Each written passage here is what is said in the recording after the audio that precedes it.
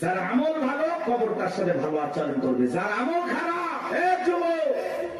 দুনিয়াতে গান বাজাইছো না, বক্স নিয়ে এসে ঢিক ঢিক আওয়াজ দিয়া কবরে যাও। দুনিয়ার মাটি যেরকম গান বাজনার আওয়াজে কাঁপাইছো, এই কবর একদিন পরে কোলে নিয়ে কাঁপাবে। কথা বলে ঢেকে না, কি হবে সেদিন তোমার? কবর কিন্তু জায়গা ভালো না, কবর বড় কঠিন জায়গা। কথা বলেন না কেন?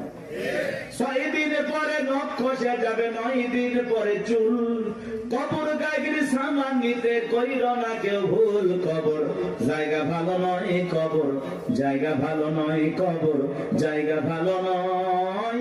আমল দিয়ে কবর গৃহ সাজায়া নিতে হয়।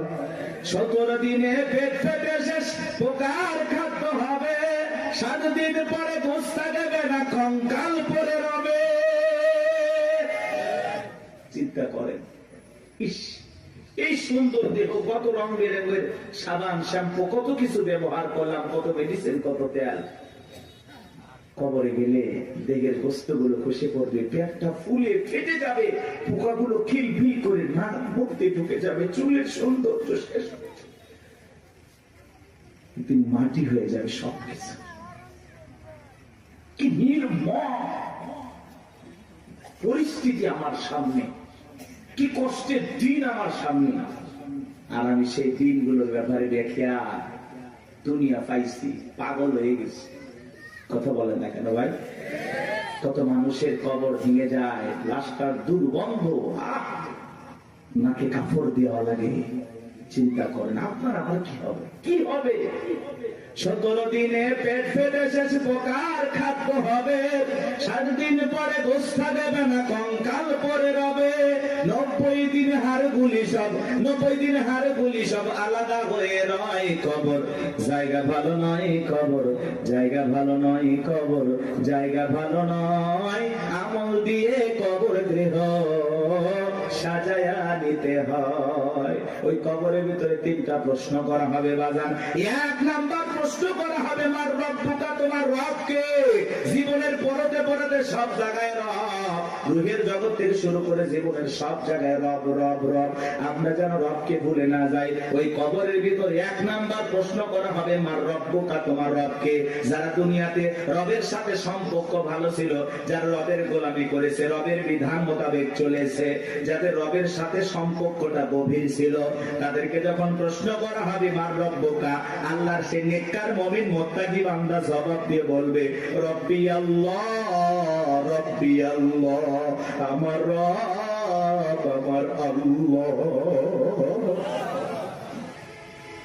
কিন্তু যারা এই দুনিয়ার জমিনে নাফরমানি করেছে, যারা বলে খাও দাও ফুর্তি করো, দুনিয়াটা মস্ত বড়, শয়তানের ওয়াসওয়াসায় পড়ে যারা মিসগাইড হয়েছে, ভুল পথে পরিচালিত হয়েছে, এই দুনিয়ার জমিনে যারা শয়তানের গোলামি করেছে, তাদেরকে যখন প্রশ্ন করা হবে মার রব্বুকা, তোমার রবকে, আল্লাহর সে সমস্ত বদকার, আল্লাহর সে সমস্ত অবাধ্য গোলামেরা জবাব দিতে পারবে না, ফেল ফেল করে তাকায় থাকবে। নেককাররা জবাব দেবে, আর বদকার গুনাহগাররা জবাব দিতে পারবে না, ফেল ফেল করে তাকায় থাকবে। ওরা বলবে কি কয়, হ্যাঁ আফসোস, কি কয় আমি তো বুঝি না। মা রব্বুকা জিজ্ঞাসা করবে তোমার রব কে? আরে ভাই জীবনে কোনোদিন অফিসে গেলেন না, বসকে চিনবেন কি করে? কথা কয়। এই যে দুনিয়াতে যারা আল্লাহর গোলামি করতেছে, কি মনে করেন 5 ওয়াক্ত নামাজ পড়ে লোকটা ঠকে গেছে? না, কোরআন সুন্নাহ দিয়ে জীবন সাজায় লোকটা ঠকে গেছে? না, ঠকে নাই। এই যে আমরা দুনিয়াতে আল্লাহর গোলামি করতেছি, এই গোলামির বেতন হিসাবে আল্লাহ আমাদেরকে দেবেন জান্নাত। সুবহানাল্লাহ। এই গোলামির বেতন হিসাবে আমরা পাবো জান্নাত, আর বোনাস হলো দিদারে ইলাহি, আল্লাহ পাকের সাথে জান্নাতীদের সাক্ষাৎ। সুবহানাল্লাহ। বেতনও আছে, বোনাস আছে, কিন্তু দুনিয়াতে গোলামি করে কবরে যাওয়া লাগবে। আপনি 1 ওয়াক্ত নামাজ পড়েন না, রবের সাথে সম্পর্ক নাই, কেমনে জান্নাতে যাবেন? কথা কয় না ভাই? আপনি তো আল্লাহর অফিসই চেনেন না। আল্লাহর অফিস কোথায় চেনেন? কথা কয় না, কথা কয়। রাগ করতেছেন নাকি? এগুলো বললে অনেকে খারাপ লাগে। এক জায়গায় ওয়াজ করেন, হুজুর মৃত্যুর ওয়াজ এইভাবে করিয়েন না, ভয় লাগে। এরকম লোক কয়, হুজুর আমার প্রচুর মৃত্যুর কথা স্মরণ হয়, আমার এত মৃত্যুর কথা ভয় লাগে, মাঝে মাঝে তো আমি মসজিদে মৃত্যুর ভয়ে ঢুকি না। আমি আবার কেমন কথা কয় হুজুর, মসজিদে ঢুকতে যদি লাশ অনেক খাটিয়া, এইটা দেখে আমার এত ভয় লাগে, এই ভয়ে আমি মসজিদে যাই না। এটার নাম কি মৃত্যুর ভয়? কথা বলে না ভাই। কিছু মানুষ আছে কবর করে, বলে না যে আমি 70টা কবর করছি হুজুর, 80টা কবর করছি। আবার পাশের আর একজন লোক হুজুর যে কবর খোঁড়ার কথা বলতেছে, ও আবার যা কবর করে, যে মানুষটা মারা যায় তার ছেলে মেয়েকে বলে, এই তোমার বাবাকে কবর খুললাম, 2 প্যাকেট সিগারেট তো দিলে না। ও যদি 80 লক্ষ কবর করে, কবর কি, কবরে কি হতে পারে এই ভূত কেউ দিলের ভিতরে আসবে ভাই? কথা বলেন আসবে? আমাদের অবস্থাটা এমন হয়ে গেছে, কিসের আমল করবো হুজুর? দুনিয়া তো মস্ত বড়, রং তামাশায় আসি ব্যস্ত, রঙিন চশমায় দুনিয়ার সব চাকচিক্য সুন্দর লাগতেছে, একটু গান বাজনা আমোদ প্রমোদ হইহুল্লাহ, কথা বলে না কেন? হাজি মানুষ হজ করে আসছে, নাতনির বিয়া, বক্স বাজতেছে, কন্ট্রোল করতে পারে না, হাজি পর্যন্ত ডাক দিয়ে করছে লঙ্গি দেয়া। হাজি হাজি হজ করে আসছে। কথা বাস্তব না অবাস্তব? মিথ্যা না সত্য? এরকম আছে না বাজান? মানে আবেগের খেলায় আমরা গুনাহ করতেছি, গুনাহ নাকি আবেগে হয়ে যাচ্ছে।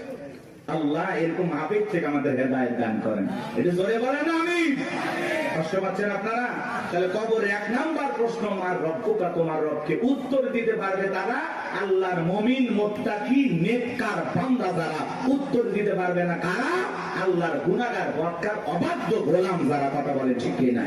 তাহলে আমরা নেক আমল করে আল্লাহর প্রিয় গোলাম হয়ে কারা কারা কবরে যেতে চায় হাত তুলে দেখা। আল্লাহ আমাদের সবাইকে নেক আমল করা তৌফিক দান করুন। চিল্লা বলুন আমিন। আর একটু জোরে বলুন আমিন। আচ্ছা, ওয়াজ কি শেষ? এবার দেখেন খেলাটা কোন দিকে যায়, এদিকে খেয়াল করেন। কষ্ট পাইছেন? এই যে হেদায়েতের উদ্দেশ্যে 2-4 মিনিট কথা বললাম, এইবার চলেন। আল্লাহ রাব্বুল আলামিন বলেন, ইন্নাল্লাযীনা ক্বালু রাব্বুনাল্লাহ, নিশ্চয়ই যারা বলে আমাদের রব আল্লাহ। আমাদের রব কে? জোরে বলেন না ভাই, একটু চিল্লায়ে বলেন আল্লাহ। এই পৃথিবীর জমিনে আল্লাহ যখন কাউকে জিরো থেকে হিরো বানায়, চাওয়ালা থেকে প্রধানমন্ত্রী বানায়, আর মুসলমান জবাই করে। কথা বলে না কেন ভাই? বাংলাদেশে ডক্টর জাকির নায়েক আসবে, ভারতের টেনশন আসবে, আমাদের দেশে আর টেনশন করে ভারতের লোকেরা। কথা বলে না কেন? অনেক উদ্বেগ, তারা বিভ্রান্তিকর বক্তব্য ছড়াচ্ছে যে ডক্টর জাকির নায়েক আসলেই বাংলাদেশে গ্রেফতার করা হবে। কতই সহজ। বাংলাদেশের মানুষকে তো চেনেন না, ধুতি নিয়ে যাইতে পারবেন না। কথা বলে না, বাংলাদেশে ডক্টর জাকির নায়েক আসবে, তাকে প্রায় 1 মাসের এ দেশে সফর করার অনুমতি দেওয়া হয়েছে। বিভিন্ন জায়গায় তিনি বিভিন্ন প্রোগ্রামে অংশগ্রহণ করবেন ইনশাআল্লাহ। একজন দিনের দায়ী, সারা দেশে সারা পৃথিবীতে যার পরিচয় পরিচিতি আছে। ভারতের তার বক্তব্যের শুনে অসংখ্য মানুষ কালেমা পড়ে মুসলমান হয়েছেন। সেই মানুষটা যদি এই দেশে আসে, আমাদের কোনো সমস্যা আছে ভাই? আমরা মুসলিম হিসাবে খুশি, তাকে ধন্যবাদ জানাই। ডক্টর জাকির নায়েককে আমরা সাদরে গ্রহণ করব, লাল গালিচার সংবর্ধনা দেব। কথা বলা ঠিক না? আর এই দেশে যদি কোনো কারণে কোনো ষড়যন্ত্র বা বিতর্কের কারণে যদি ডক্টর জাকির নায়েক বাংলাদেশে আসতে পারে, তাহলে বুঝে নেবেন বর্তমান সরকারে যারা আছে এদের ভিতরে ভারতের দালাল আছে। উনি আসবেন, সমস্যা কি? মুসলিম একটা দেশে একজন দায়ী আসতে পারবেন। ডক্টর জাকির নায়েকের অসংখ্য লেকচার আপনারা শুনেছেন, আলোচনা শুনেছেন। ভালো লাগে না? ভালো লাগে না? চমৎকার কথা বলেন। ভারত সরকার তার টিভি চ্যানেল বন্ধ করে দিয়েছেন, তাকেও দেশ থেকে বিতাড়িত করেছেন।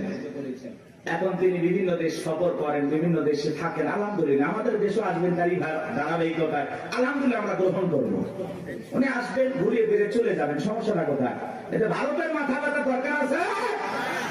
আমাদের দেশে আমরা ডক্টর জাকির নায়েককে নিয়ে আসবো নাকি খানায় খাবার ইমামকে নিয়ে আসবো, সেটা ভারতের কাছ থেকে শোনা লাগবে।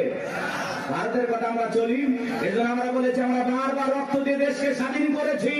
আমরা না হতে চাই ভারতের গোলাম, না হতে চাই আমেরিকার গোলাম, আমরা সবাই আল্লাহর গোলাম। এটা আমাদের জীবনের সবচেয়ে বড় পরিচয়। আমরা কার গোলাম? আল্লাহর গোলাম। আমরা দুনিয়াতে কারো গোলামি করার জন্য জন্ম হই নাই, আমরা গোলামি করবো একজন, আর তিনি আমাদের রব, তিনি আমাদের সব। কথা বলে ঠিক না? ডক্টর জাকির নাইক আসতেছে খুব দ্রুত, 28 নভেম্বরের মধ্যেই বাংলাদেশে আসবেন ইনশাআল্লাহ। তার এই সফরকে আল্লাহ কবুল করেন।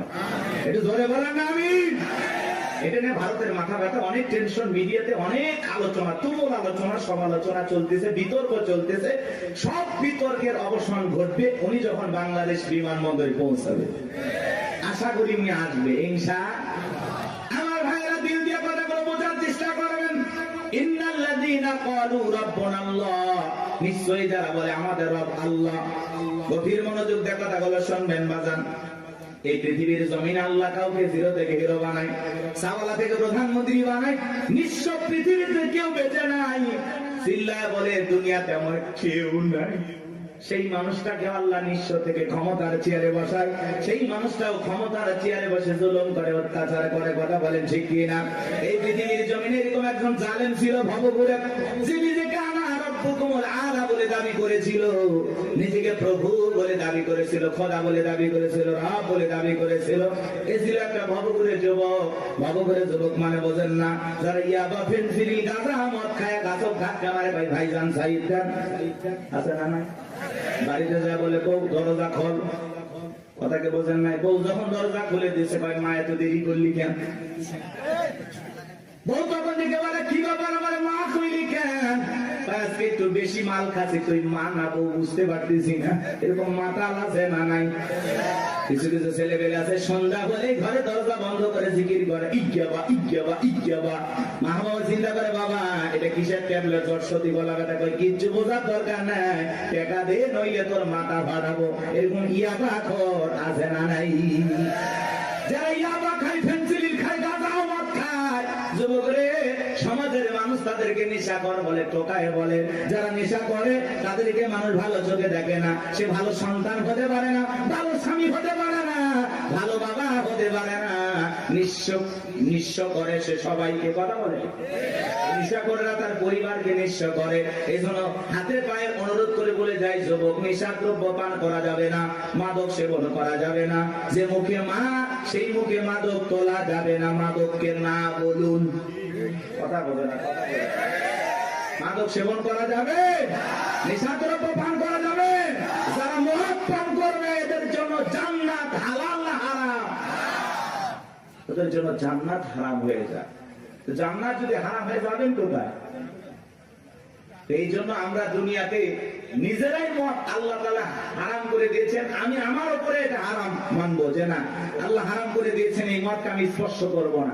আমি জান্নাতে যাই শরাব পান করব। শরাবের ঝর্ণা আছে, সুবহানাল্লাহ কম, মধুর ঝর্ণা, দুধের ঝর্ণা, পানির ঝর্ণা, শরাবের ঝর্ণা। হাতের স্পর্শ ছাড়া কি কাজ করতেছে? সুবহানাল্লাহ। জান্নাত যে কত সুখের জায়গা, কেমনে বোঝাবো? ও কল্পনা করা যায় না। আল্লাহ এত সুন্দর করে জান্নাত বানাইছে। সুবহানাল্লাহ বলেন। কষ্ট হচ্ছে আপনাদের? তাহলে এই যুবক নেশাদ্রব্য পান করা যাবে? যাবে? এগুলো আজে বাজে ফালতু জিনিস না খাইয়া, ওই ইয়াবা ফেন্সিডিল না খাই, ওই টাকাটা জমায়া বউকে মাসে একটা করে 3 পিস উপহার দাও। কিছু না পাইলে অন্তত 12টা মাসে 12টা বছর এক পাইবা। কথা কোন ঠিক কি না? আলামিন ভাইয়ের কাছ থেকে যদি সুন্দর একটা শাড়ি দিতে পারতো, কথাই নাই। মেয়েরা সবচেয়ে পছন্দ করে কোন কালারের শাড়ি জানো? নীল কালারের শাড়ি। কথা কয় না? নীল কালারের শাড়ি বউরে কিনে দেবেন। যদি আপনার বউ বেজার হয়, টাকা আমি দেব। কথা কয় না? কথা কয় না? এই কালারটা মেয়েরা সবচেয়ে চয়েস করে বেশি।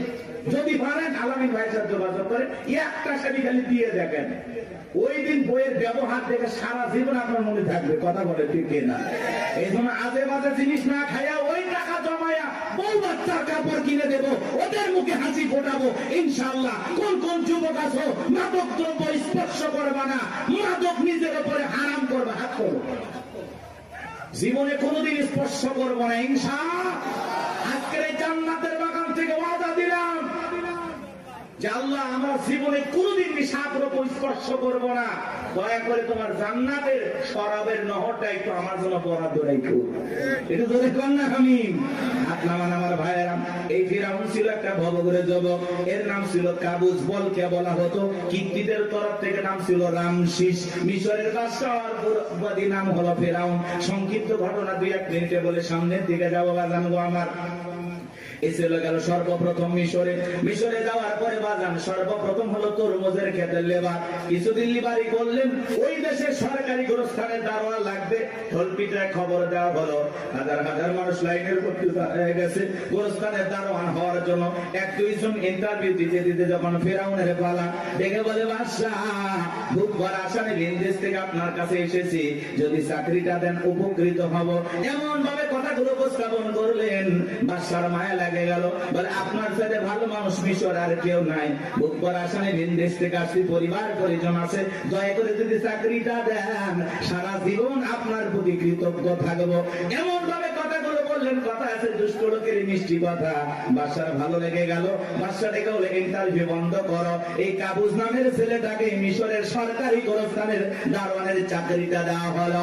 এইবার সরকারি গোরস্থানে দারোয়ানের চাকরি পাওয়ার পর ফেরাউন চিন্তা করে, বাদশা প্রতি মাসে বেতন দিবে ঠিক আছে, কিন্তু এই টাকা দিয়ে চলবে না, আমার সাইড ইনকাম করা দরকার। এইবার যারা লাশ দাফন করতে আসে ওদেরকে ডেকে বলে, শোনো, লাশ প্রতি 1টা করে দিরহাম যদি দাও লাশ দাফন করতে দেবো, না হলে লাশ দাফন করতে দেবো না। জনগণ টেনশনে পড়ে গেল, 1টা দিরহামের জন্য বাদশার দরবার বিচার নিয়ে যাবো, লাশ পয়সা করলে শেষ হয়ে যাবে, যদি পাই 1টা টাকাই ছেলেটাই পাক। এই কথা ভেবে জনগণ 1টা করে দিরহাম ফেরাউনকে দেওয়া শুরু করলো। আপনারা বলেন তো বাংলাদেশের মানুষের নাম কি? ঘুষ। 1 টাকা হইলে ওটা কি ঘুষ? এটা কিন্তু বাংলাদেশে আছে আছে আছে।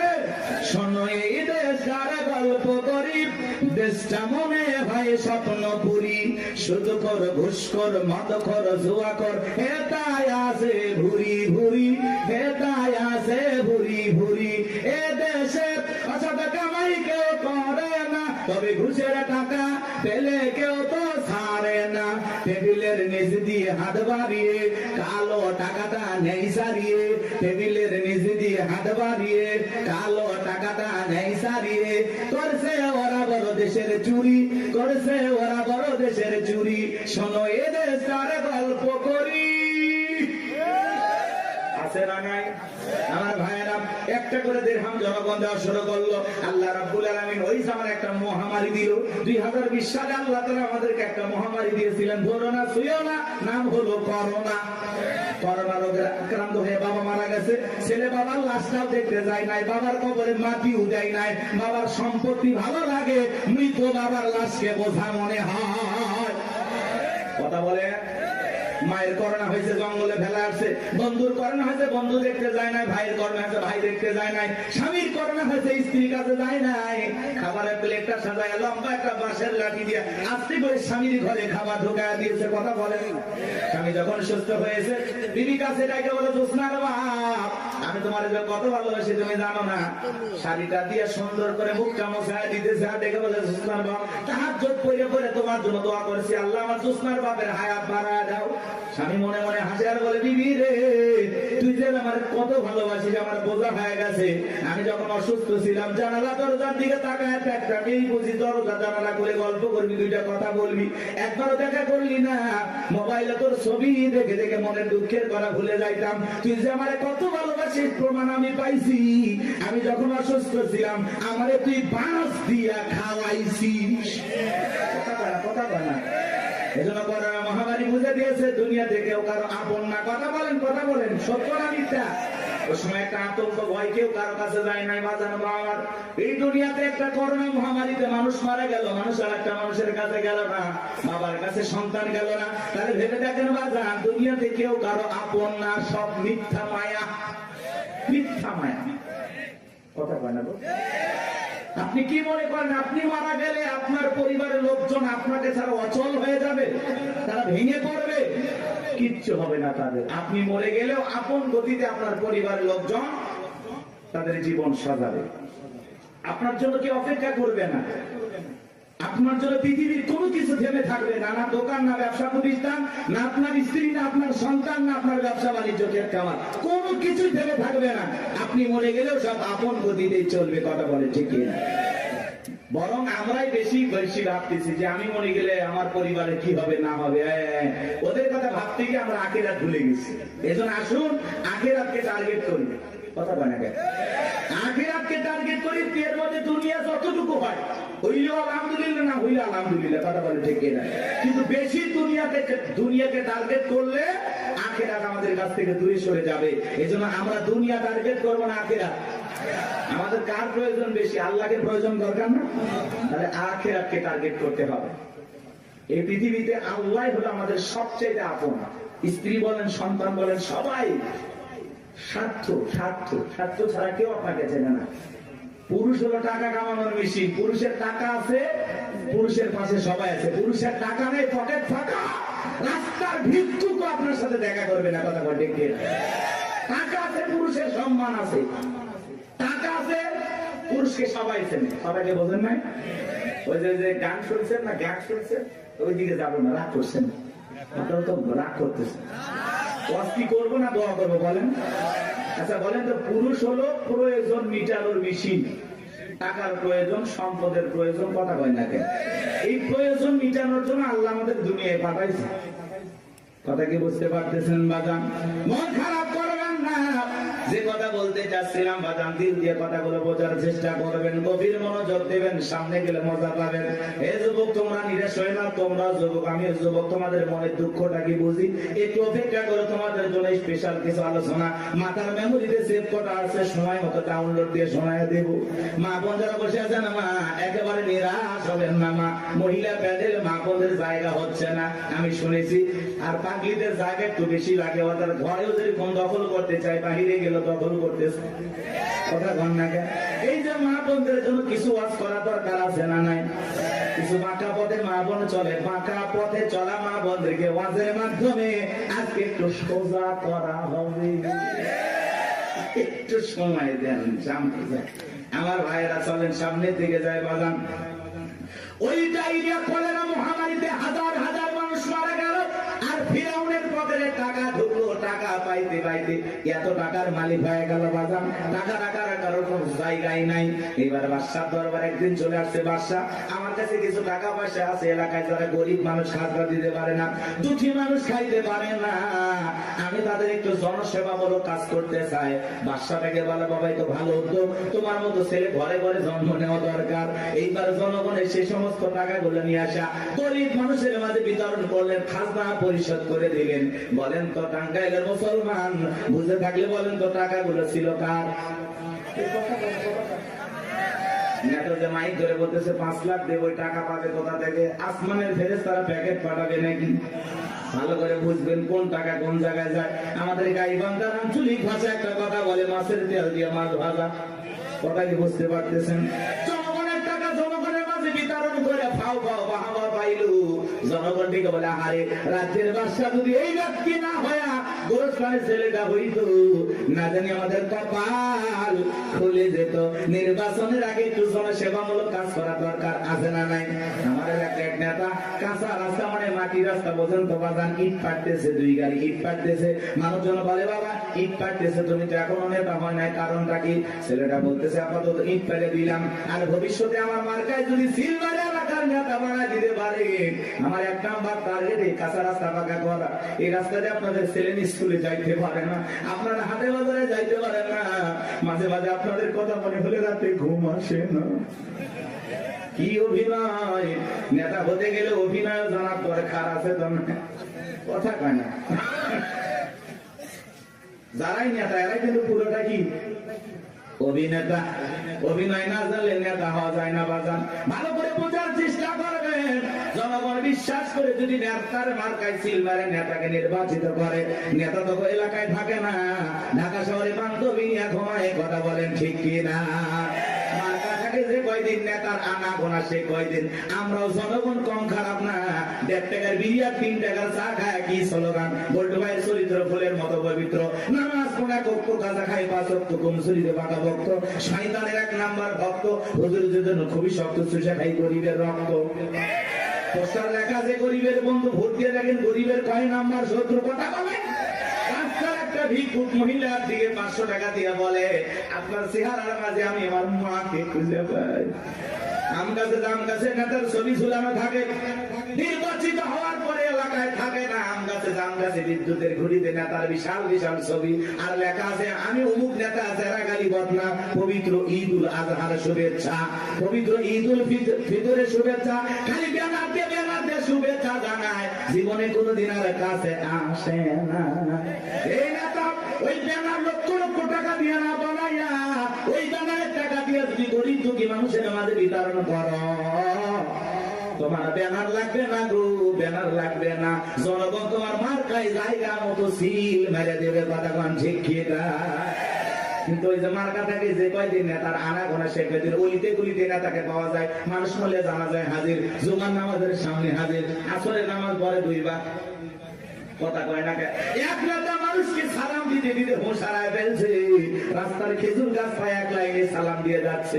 কর্মী চাচা ভেতরে কয় নেতা এটা মানুষ না খেজুর গাছ। নেতা বলতেছে আমি মনে করছি এটাও ভোটার।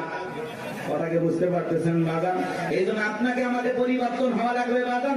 বারবার ওদের কথায় ভোলা যাবে না, ভোলা যাবে না। আমাদেরকে ভালো ভালো লাগবে। মনে রাখবেন বাজান, দেশের জনগণ 1 নাম্বার, নেতা 1 নাম্বার হবে। আপনি যদি পরিবর্তন করতে চান, অবশ্যই সমাজটাকে পরিবর্তন করতে পারবেন। এই জন্য আগে নিজের ভালো হওয়া লাগবে। আপনি যেমন দেশের নেতাও কিন্তু ওইরকম হবে। 2 নাম্বার আপনি, নেতা হবে 4 নাম্বার। কথা কি বুঝছেন? আপনি সিটার নেতা হবে বিশ্ব সিটার। করলে কি ভয় পাচ্ছেন নাকি? আমি কোনো দলে দালালি করতেছি? আমরা আগে ঠিক হবে। এক পাগল গাছের নিচে হাত তুলে বলে আল্লাহ, আরে হারাক তো মানুষ বাইরে গেছে, 2-4 জন হারিয়ে গেলে কি হবে? পরে খুঁজবো ওই মা কি মা আজকে শুরু করছে নাকি বাচ্চা নিয়ে আসে, মাকে ধর, মাকে বাচ্চা হারায় যায়, মা কইতে পারবে না, মা না পাগলি। বাচ্চাকে কন্ট্রোল করবেন না? এ বাবা জাহিদ, তোমার মা কান্না করে, আসো বাবু আসো, সাতুটিয়ে বাড়ি। ও